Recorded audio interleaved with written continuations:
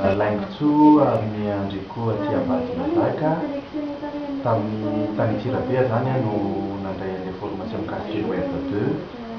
dia ny fomba ampiasako azy zany a tsy dia isan'andro fa tsy indraindray any satria zay aty ambanivohitra indrindra amin'ny resaka connexion zany dia manana olana amin'ny fanaovana azy nefa ny tena ilaina ilay izy amin'ny fahalalana ihany koa. Mandritran'izay fotoana lavalava izay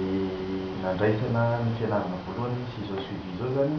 dia efa be dia be ny zavatra adino, be dia be ny zavatra efa tena adino mihitsiny e. Fa tonga izy miravavy izay mitondra an'izao fanavaozana izao sy famerenana indray zany dia hitako hoe nanampy be dia be mihitsiny a, nampatsiaro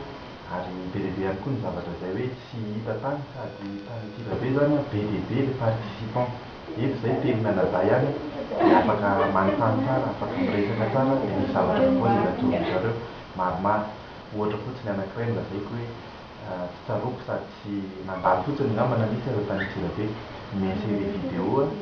dia le alefa any amin'ny YouTube dia avy eo insérer dia etoana zany dia mankasitraka manokana ny FTA nazy teo aza ny CTA izay hoe tokony andraikitra voalohany fa ny FTA izay nitsinjo anay aty Ambadimazaka na dia teny Manadasa dia nanaovana investissement manokana zany izay dia misaotra sy mankasitraka indrindra na amin'izay fikarakarana azy. Misaotra tompoko.